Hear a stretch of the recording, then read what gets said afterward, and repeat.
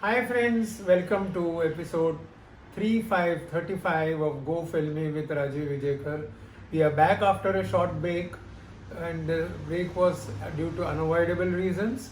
And today we are going to talk about somebody who is a legend and who completed 100 years on March 8.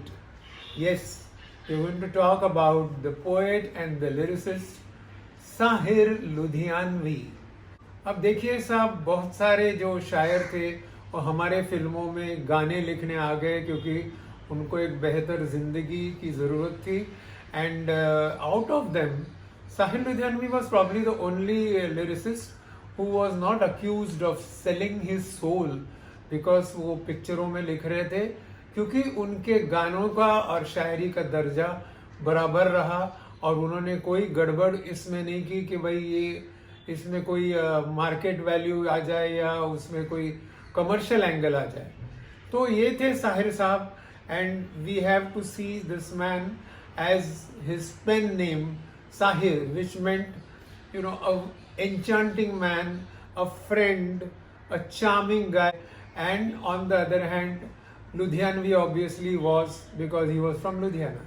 So ये लुधियाना में पैदा जरूर हुए लेकिन he had a checkered मतलब बचपन and teenage, and finally he ended up in Pakistan before the partition, and after that because he wrote some really revolutionary verse, he had to run to Delhi before independence. After independence, he came to Mumbai and started writing fair copies of dialogues. उसके बीच में उन्हें एक छोटा break मिला, 4 गाने उन्हें मिले। आज़ादी की राह पर ये पृथ्वीराज और वनमाला की फिल्म थी, और उसके बाद में ही got a major break by A.R. Kardar, the man who discovered Majru Sultanpuri in नौजवान, एंड बाय गुरुदत्त इन बाजी। अब ऐसे ग्रेट हस्ती के बारे में हम क्या कहें, क्योंकि लोग जो हैं वो उनको अपने हुनर के लिए बहुत मानते हैं। लेकिन इसमें मैं पहले एक चीज़ बताऊंगा कि उनके जो नेगेटिव फीचर्स थे उसके बारे में जो दुनिया को भी मालूम है, मैं उस पर थोड़ी रोशनी डालना चाहूँगा।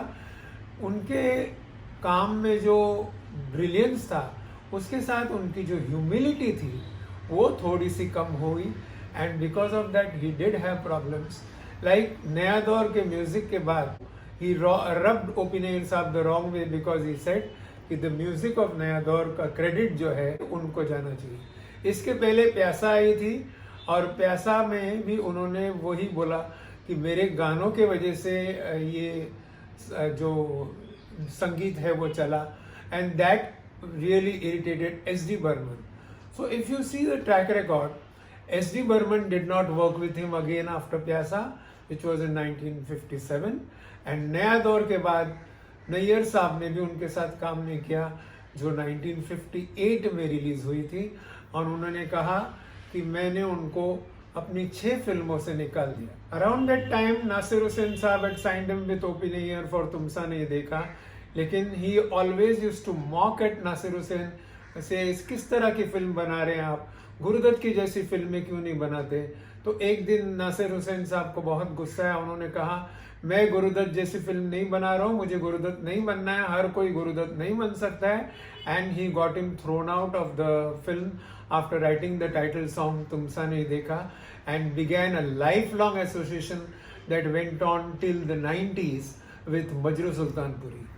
तो ये एक उनकी खामी थी कि उन्होंने हमेशा ये बोला कि मुझे 1 रुपया मेरा जो फीस है वो 1 रुपया कंपोजर से ज़्यादा रहेगा, and not only that, some it is believe that he even asked for 1 rupee more than Lata Mangeshkar at that time. But at the same time अगर आप देखो तो एक ह्यूमिलिटी भी थी, एक साइड बाय साइड एक ह्यूमिलिटी थी उनके काम में, क्योंकि इंदिवर साहब ने मुझे बोला था कि जब वो चित्रलेखा के गाने लिख रहे थे जो एकदम पूरी हिंदू सब्जेक्ट थी, और तब तक साहिर साहब लेफ्टिस्ट भी बने थे और he was a Muslim anyway, so he came to Indeevar साहब टू चेक द लिरिक्स कि भाई हिंदू इथॉस के हिसाब से द लिरिक्स आर गुड और not. Their fantastic creations like मन रे तो काहे न धीर धरे और संसार से भागे फिरते हो।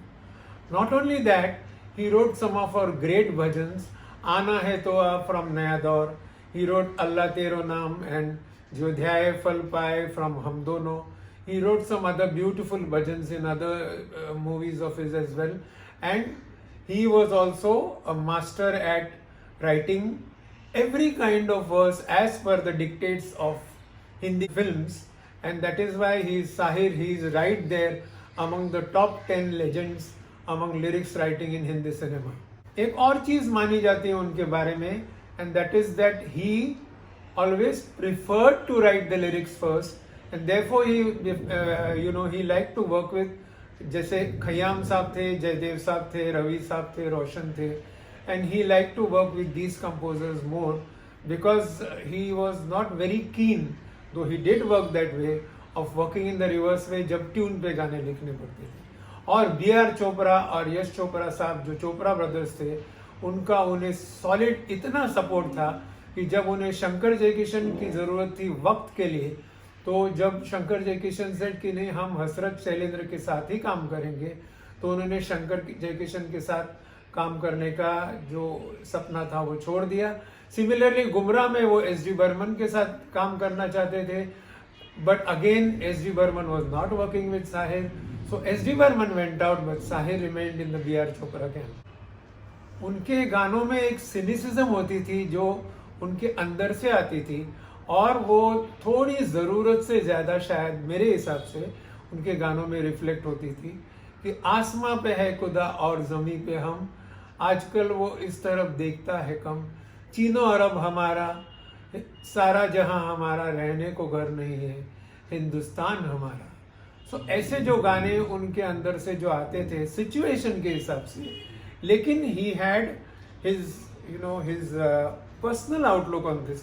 जो कॉमेडी सॉन्ग्स में भी, जैसे खाली डब्बा खाली बोतल ले लो मेरे यार, नीलकमल का जो गाना है, और सेकंड लाइन जो है वो एक अलग ही रंग पे जाती है, खाली से मत नफरत करना, खाली सब संसार. So this was Sahir Ludhianvi, जो एक्चुअली अपने गीतों में अपना थोड़ा सा डालते थे. शायद इसीलिए उन्हें अपने सोल सेलिंग का कभी उनका इल्ज़ाम कभी उन पे नहीं लगा था. And that is why we have great Sahir Ludhianvi creations जो ऑल्सो थोड़े सिनिकल है, या फिर थोड़ा उनको मतलब एक उसमें एक सेल्फ डाउट है. टाइम के लिए वो मतलब बहुत ही, आप अगर उनके काफ़ी गाने देखेंगे तो उसमें उन्होंने हमेशा ये जिक्र किया कि एवरीथिंग इज मोमेंटरी, पल, आगे भी जाने न तू, पीछे भी जाने न तू, जो भी है बस वही एक पल है, पल दो पल का साथ हमारा, पल दो पल के यारा में, मैं पल दो पल का शायर हूँ. तो ये ऐसे जो गाने रहते थे, जिंदगी इत्तेफाक है, कल भी इत्तेफाक ही, आज भी इत्तेफाक है. तो ये एक उनका जो एक तकिया कलाम में बोलूँगा स्टाइल के हिसाब से, ये साहिर लुधियानवी के लिए बहुत बहुत यूनिक था. बट इसका मतलब ये नहीं था कि वो हर तरह का गाना नहीं लिखते थे. If you remember his song, ए मेरी ज़ोहरा जब भी तुझे मालूम नहीं, तू अभी तक है हंसी और मैं जवान, तुझ पे कुर्बान मेरी जान. तो ये उनका दिल खोल के ऑप्टिमिस्टिक गाना है. उसके जैसे कई गाने हैं जो उन्होंने इस तरह लिखे हैं, मेरे दिल में आज क्या है तू कहे तो मैं बता दूं. So there are so many other beautiful songs that he has written of this kind, and therefore he was very versatile. And he did ये दिल तुम बिन कहीं लगता नहीं, that was another beautiful song he wrote. And he also went a little मतलब थोड़ा hard hitting. क्या मिले ऐसे लोगों से जिनकी फितरत छुपी रहे, नकली चेहरा सामने आए, असली सूरत छुपी रहे. जब भी जी चाहे नई दुनिया बसा लेते हैं लोग, एक चेहरे पे कई चेहरे लगा लेते हैं लोग, मेरे दिल में आज क्या है तू कहे तो मैं बता दूं. एंड वी हैड ऑल्सो ये पर्वतों के दायरे, शाम सा धुआं, इतनी नाजुक न बनो, and so many other examples of out and out classic romantic intense numbers जो उनकी कलम ने मतलब पैदा किए. और we had another factor which very keen observers have noted, and which when I came to know, I was amazed at this discovery. उनके गानों में ये खासियत रहती थी कि जैसे प्रोज होता है ना, कि जैसे हम बोलते हैं तुम्हारा नाम क्या है, तो उसी तरह उनके जो फर्स्ट लाइन थी वो पूरे के पूरे सेंटेंसेस होते थे. And that is why preferably he I think like the composition to be made later. मैं आपको बहुत सारे एग्जाम्पल्स दे सकता हूँ. कभी कभी मेरे दिल में ख्याल आता है मैं जिंदगी का साथ निभाता चला गया, जागी बदन में ज्वाला सैया तूने क्या कर डाला, हम इंतजार करेंगे तेरा कयामत तक, खुदा करे के कयामत हो और तू आए. ऐसे गाने जो है वो पूरे सेंटेंसेस में लिखे हुए हैं उनके जो मुकड़े. And that is the reason why साहिर's position in the film industry will always always be unique. बहुत ही कम लिरिसिस्ट है इस इंडस्ट्री में जो टॉप पे रहे हमेशा, मतलब through out till the end of their lives. And among those 6 or 7 names is Sahir Lujanvi. He died on October 25th, 1980 of a sudden heart attack. But जो उन्होंने खजाना पीछे छोड़ा है उसका क्या कहने. Because somebody asked me recently कि उनके आप टॉप 5 या 10 गाने मुझे बता सकते हैं. तो मैंने बोला आप अपने फेवरेट लता मंगेशकर, मोहम्मद रफ़ी, शैलेंद्र या एस डी बर्मन के 5-10 गाने आप बता सकेंगे. ये पूरा के पूरा सागर है जिसके अंदर हमें अपने हिसाब से अपने लिए जो रेलेवेंट है वो चुन के रखना पड़ेगा, और वो भी शायद 100 से नीचे नहीं होगा.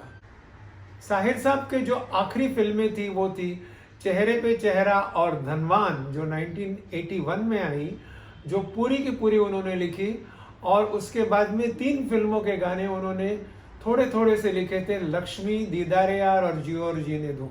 दीदार यार का music once again was extremely good. That's it for today, friends.